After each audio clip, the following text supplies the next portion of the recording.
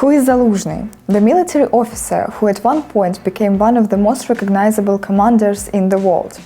He is one of the few generals whose faces were on the covers of the world media. This is the commander of the army that was able to restrain the attack of the second army of the world, the army of Russia. Who is Valerii Zaluzhnyi, the commander-in-chief of the armed forces of Ukraine, who has been preventing 100 million strong Russia from sizing 3 times from the size of Ukraine for 16 months. Among post-Soviet and Russian commanders, he is distinguished by the fact that he is a representative of the first generation of Ukrainian senior officers who have never attended old-school military training institutions of the Soviet army.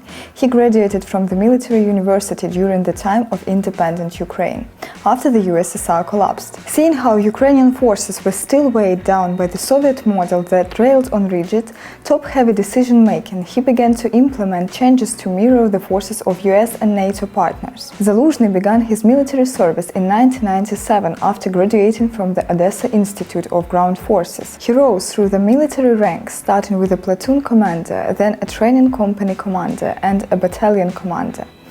Simultaneously, Zaluzhnyi got 3 military higher educations, but despite this, he got a diploma in internal relations. When Volodymyr Zelensky took office in 2019, the war in east of Ukraine was already in its 5th year, and Zaluzhnyi was acting commander in the war zone. It fell to Zaluzhnyi to brief the new president on military operations and command structures. In July 2021, half a year before invasion, Zelensky appointed Zaluzhnyi the commander-in-chief of the armed forces of Ukraine. Before the start of the full-scale Russian invasion of Ukraine in 2021, Zaluzhnyi had the task of preparing the country for the invasion from the northern neighbor and repelling the attack in half a year. According to many Western experts, he has successfully managed to do this so far. Rapid and daring operations of the armed forces of Ukraine, such as the defense of Kyiv and the liberation of Kharkiv Oblast, are already being studied and analyzed by the world's leading armies, taking them as an example of modern military science. Transition of the army to Western standards. Zaluzhnyi's appointment became part of a large-scale reform of the Ukrainian army after major changes in the Ministry of Defense and during the restructuring of the military command. By 2014, when Russia first attacked Ukraine in Crimea and Donbass, Zaluzhnyi worked his way to leading the country's forces on the Eastern Front following Russia's annexation of Crimea in 2014. In that role, he developed junior officers and encouraged more agile decision-making, pushing down authority to commanders on the ground. Unlike in the Russian army, sergeants would not be scapegoats, but rather real deputies meant to create a pipeline of military talent. There is no going back to the army of 2013, he used to say. Zaluzhnyi and other Ukrainian commanders understood the threat of a full-scale invasion of the neighbors as early as 2014. Therefore, they used this time to establish cooperation with NATO and build a new flexible model of warfare, when small units can think and act independently without waiting for orders from above. Before the start of the Russian invasion of Ukraine, not only Russian propagandists and Putin were sure that Kyiv could be captured in 3 days, but also many Western military analysts and representatives of the EU countries. However, the invasion has been going on for 16 months, and Ukraine managed not only to restrain the powerful Russian army, but also to liberate part of the territories seized by Russia. And now the Ukrainian army is moving into a counteroffensive. One of the most revealing episodes of the full-scale invasion under the leadership of Zaluzhnyi was the Battle for Kyiv. The Battle for Kyiv became successful when, in the first hours of invasion, the Ukrainian military blocked Russian landings at the Hostomel airport.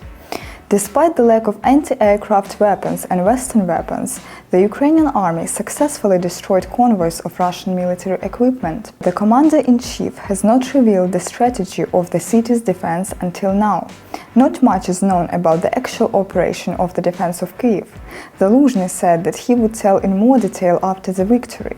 However, he did highlight one revealing fact, telling how he refused to blow up the bridges in the capital of Ukraine across the Dnipro River, which divide Ukraine into almost 2 equal halves, the one closer to the borders of Europe and the one closer to the Russian border. On the 3rd day of the full-scale Russian invasion of Ukraine, it was already obvious that the Russians' plan to seize Kyiv in 3 days had failed, but they came very close to the capital. The Russian military was unable to land in Hostomel, but they took Chernihiv into an operational encirclement, rapidly advanced through the Sumy region, and from day to day were able to reach the left bank suburbs of Kyiv.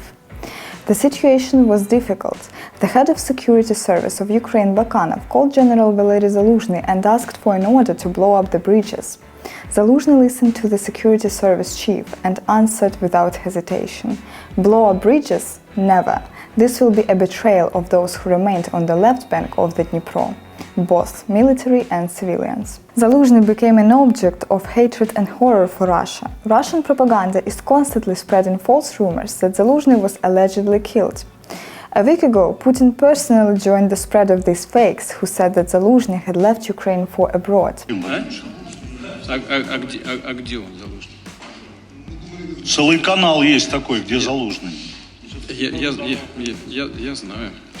Мне кажется, что я знаю. Ну, вы у него спросите, где он. Но для этого нужно перейти на иностранный язык.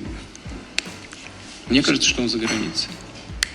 Я могу ошибаться. The commander of the Ukrainian army has incredible authority and love among Ukrainians. His popularity almost overshadows his boss, the president. But during the 16 months, Zaluzhnyi hardly appeared in public. Almost the only time he did this was the burial of a soldier who heroically died in the war against Russia in the central square of the capital. Zaluzhnyi knelt before the coffins and families of the soldiers, showing his respect to the fallen soldiers. In private life, Valerii Zaluzhnyi has been married for many years. He has two daughters. The eldest serves in the Kyiv garrison and the youngest studies in Odessa and dreams of becoming a doctor.